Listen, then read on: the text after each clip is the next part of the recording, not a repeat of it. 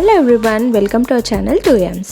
ఇవాల్టి వీడియోలో అన్నంలోకి టేస్టీగా కొత్తిమీర పచ్చడిని ఎలా చేయాలో చూపిస్తాను. దీన్ని చేయడం చాలా సింపుల్ అండి, పైగా చాలా టేస్టీగా కూడా ఉంటుంది. సో దీని ప్రిపరేషన్ ఏంటో చూసేద్దాం. ముందుగా ఒక కడాయిలోకి 1 టేబుల్ స్పూన్ వరకు మినపగుండ్లని తీసుకోవాలి. దీని ప్లేస్లో పొట్టు మినపప్పు అయినా వాడుకోవచ్చు. తర్వాత 1/2 టీ స్పూన్ వరకు ఆవాలని తీసుకోండి. ఇంతకన్నా ఎక్కువ వేసుకోకండి, పచ్చడి చేదొచ్చేస్తుంది.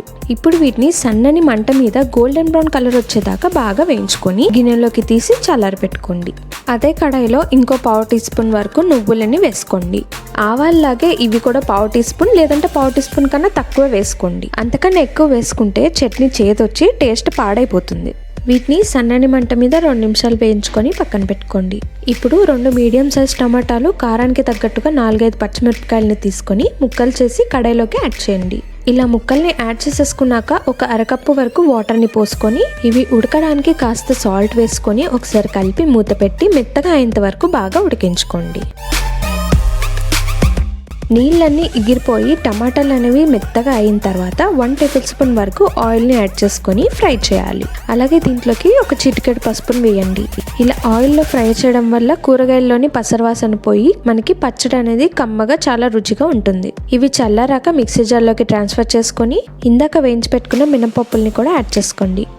ఇప్పుడు పెద్దగా ఫ్రెష్గా ఉన్న ఒక కొత్తిమీర కట్టని తీసుకొని ఆకుల్ని నీట్గా వాష్ చేసుకొని కట్ చేసి ఇందాక అన్నీ వేయించుకున్నాం కదా ఆ కడాయిలోకి వేసుకోండి. ఇలా ఆకులన్నీ కూడా వేసేసుకున్నాక ఒకసారి గరిటెతోటి కలిపేసుకొని మూత పెట్టి ఆకుల్ని బాగా మగ్గనివ్వాలి.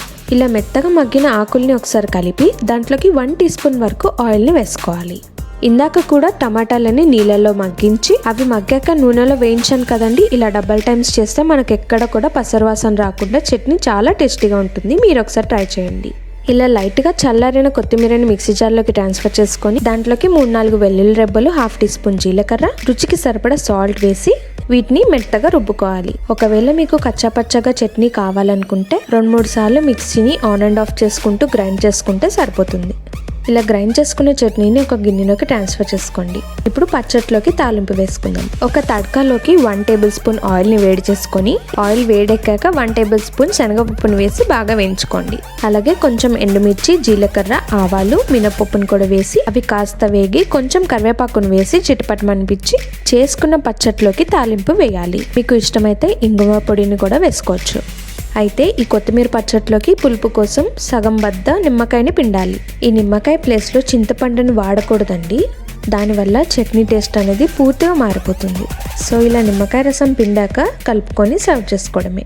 అయితే ఆవాలు, నువ్వులు ఎక్కువ వేసుకుంటే ఈ పచ్చడి చేదొచ్చేస్తుందని మటుకు గుర్తుంచుకోండి. చూసారుగా, ఎంతో టేస్టీగా ఉండే కొత్తిమీర పచ్చడి రెడీ అయిపోయింది. వేడివేడి అన్నంలో కొంచెం నెయ్యి వేసుకొని ఈ పచ్చడి వేసుకొని తింటే చాలా రుచిగా ఉంటుంది. ఈ వీడియో కనుక మీకు నచ్చితే తప్పక సబ్స్క్రైబ్ చేసుకోండి. అలాగే పక్కన ఉన్న బెల్ ఐకాన్ క్లిక్ చేయడం మటుకు అస్సలు మర్చిపోకండి. Thanks for watching.